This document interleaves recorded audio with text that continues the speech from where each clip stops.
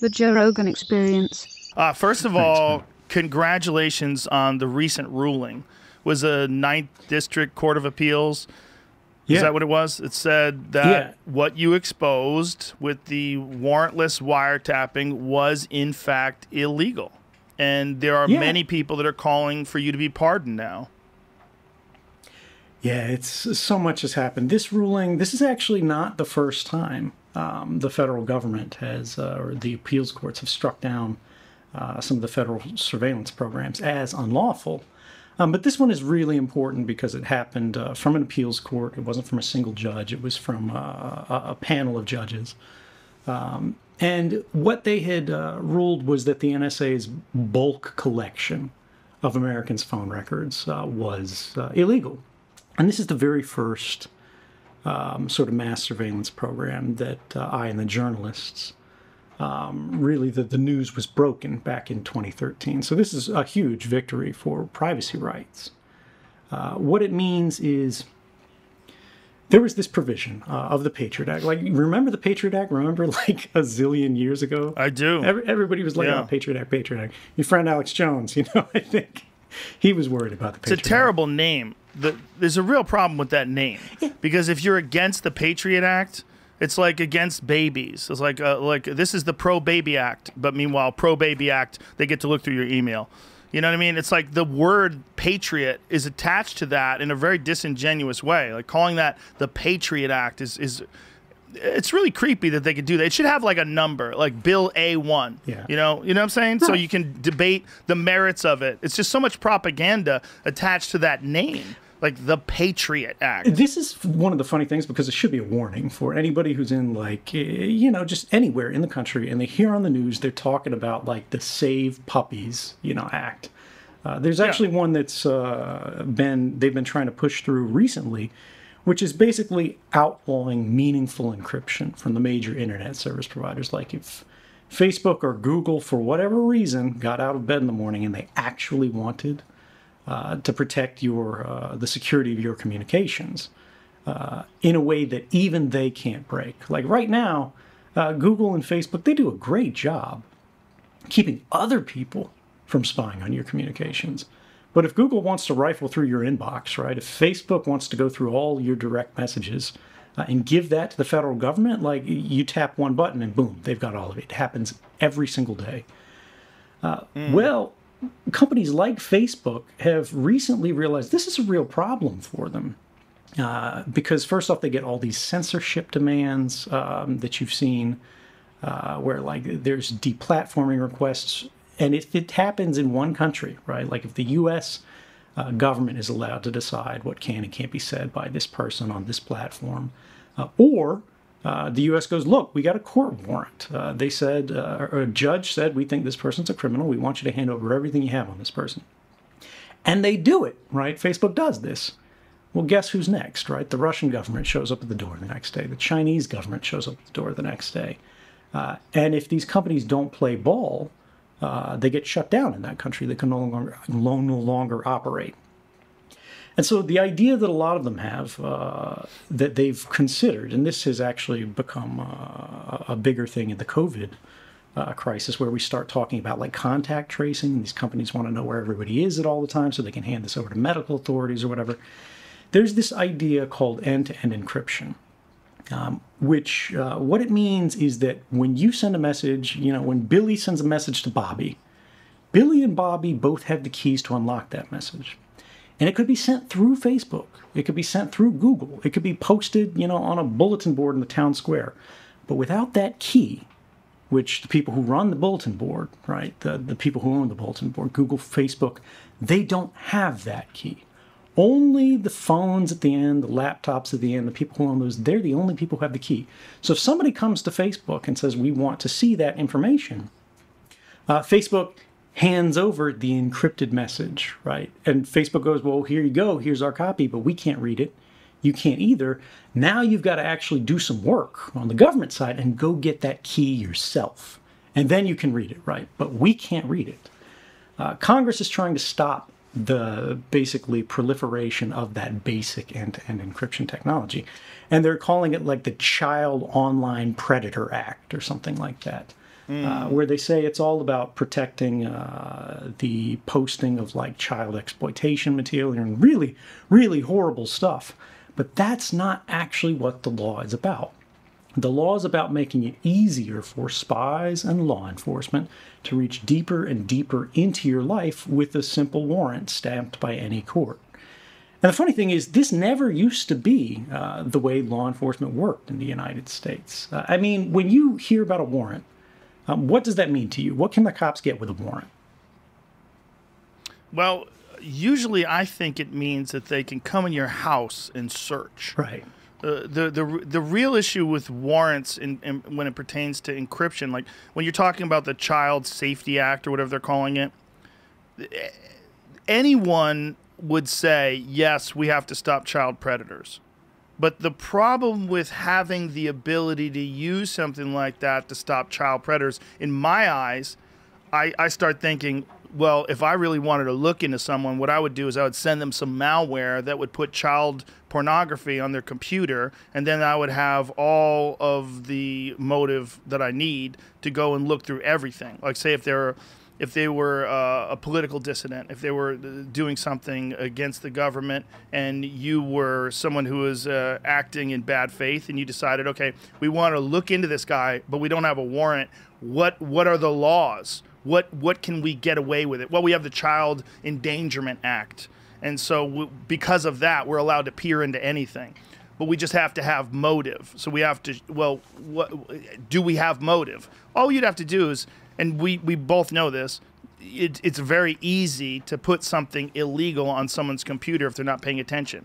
It's very easy to install, like you could send someone a text message that looks like a routing number for a package they're going to get. They click on that, and then what is that, what the Israelis have, Pegasus. Yeah, wow, right? Yeah, you've read up on this. Yes. So, well, it's from Brian Fogel's new film, The Dissident, which is about Jamal Khashoggi's murder and how the Saudis used that they actually tapped into Jeff Bezos's phone.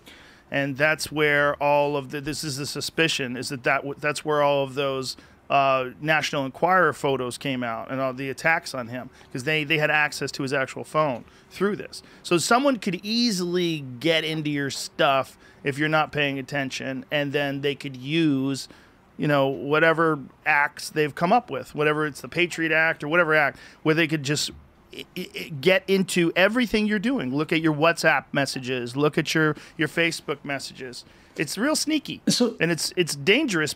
It's a dangerous precedent to set. Yeah, I mean, there's a lot to this. Let me go into some of that in a little depth. So you mentioned the NSO group and their Pegasus malware set. And this is very much a real thing. Like, you're a well-read guy. This is like... This company, the CEO's name, I think, is Shalev Julio, is run in Israel. It was previously owned, actually, by an American venture capital firm. I believe they've been rebought out, but it doesn't really matter. Their entire business is preying on flaws in the critical infrastructure of all the software running on the most popular devices in the world. The number one target, right, is the iPhone. And this is because the iPhone, as secure as it is relative to a lot of other phones, is a monoculture, right? Like if you have an iPhone, you get these little software update notifications all the time that are like, hey, please update to the most recent version of iOS. And that's a fabulous thing. That's a wonderful thing for security, because the number one way that people's devices get screwed, if it's not just through user error, right, like you entering your password somewhere you shouldn't, it's like a fake site. That looks like Gmail, but it's not actually Gmail. You just gave the guy your password. Now he uses your password to log in. But to actually break into a device is that it's not patched, right? Patch means getting these security updates, these little code updates that fix holes that researchers found in the security of the device. Well, Apple's really good about rolling these out all the time for everybody in the world. The problem is, basically all these different iPhones, right? You got an iPhone 6, you got an iPhone 8, you got an iPhone X, you got an iPhone, 3, whatever. These are all running a pretty narrow band of software versions. And so these guys go, if they want to target, for example, Android phones, like Google phones, like a Samsung Galaxy or something like that. There's like 1 billion different phones made by 1 billion different people. Half of them are completely out of date. But what it means is it's not one version of software they're running, it's like 10,000. And this is actually bad for security on the individual level. But it's good for security in a very unusual way, which is the guys who are developing the exploits. The guys like this NSO group who are trying to find ways to break into phones. They now have to have like 50 different handsets running 50 different versions of software. They're all changing. They've got different hardware. They've got different chipsets. They've got different, like all kinds of just technical variables that can screw up the way they attack your phone. And then when they find one, it only works on like this Samsung Galaxy line. It doesn't work on like the Google Pixel line, or it doesn't work on like a Nokia line or something like that. Whereas they realize if they find a way to attack an iPhone, which is actually, you know, this is difficult. This is really difficult stuff. Now it works against basically every iPhone. And who has iPhones? All the rich people, right? All the important people, all the lawmakers, all the guys who are in there. So they've made a business on basically attacking the iPhone and selling it to every 2-bit thug who runs a police department in the world. You know, they sell this stuff to Saudi Arabia. They sell this to Mexico. And there's a group of researchers in Canada working at a university called the Citizen Lab. And these guys are really like the best in the world at tracking what NSO Group is doing. If you want to learn about this stuff, the real stuff, look up Citizen Lab and the NSO Group. And what they have found is all the people who are being targeted by the NSO Group, the classes of people, the countries that are using this. And, you know, it's not like the local police department in Germany trying to bust up, you know, a terrorism ring or something like that. It's the Mexican government spying on the head of the Mexican opposition, or trying to look at human rights defenders who are investigating like student disappearances, or it's people like the friends and associates of Jamal Khashoggi, who was murdered by the Saudi government, or it's people like dissidents in Bahrain. And these like petrostates, these bad actors nationally, will pay literally tens of millions of dollars each year just to have the ability to break into an iPhone for a certain number of times, because that's how these guys do it. They sell their business plan. They go, we'll let you break into any iPhone just by basically sending a text message to this phone. All you need to find is the phone number of a person who's running an iPhone, and we will exploit something, which will give you total control. If that happens to someone, yeah. I'm sorry, but if that happens to someone, could they just get a new phone? And does the exploit... Is the exploit specific to their account, or is the exploit on the physical phone itself? So the question or the answer to this is it really depends on the exploit. Like the easiest forms of exploit, or rather the easier types of exploits, are where they send you a text message, right? And it'll be like an iMessage or something like that. And it's got a link in it that'll be like, oh gosh, terrible news, you know, your buddy's father just died. And we're making funeral arrangements. Are you going to be there? It's the day after tomorrow. And when you click the link for the funeral arrangements, it opens your web browser. And the web browser on your phone is always the biggest, most complicated process in it, right? There's a zillion lines of code in this, as opposed to an instant messenger where there's fewer lines of code in it. And they'll find one thing in that where there's a flaw that lets them feed instructions, not just to the browser, but basically escape the little sandbox that the browser's supposed to play in. That's supposed to be safe, where it can't do anything too harmful. And it'll run out of this sandbox, and it'll ransack your phone's like hardwired operating system, the system image. It'll like give them privileges to do whatever they want on your phone, as if they are you. And then as if they have a higher level of privilege than you. They have system level privileges to change the phone's operation permanently, right? And this is the problem is on the phone.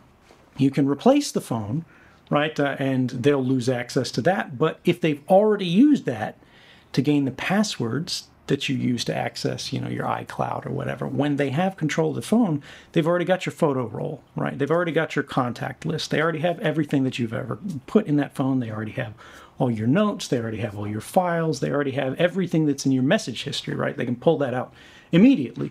And now, because they have, all your contacts and things like that, they see that phone stop being active. They know you've changed your phone number. All they have to do is find the new phone number, and then they can try to go after you again.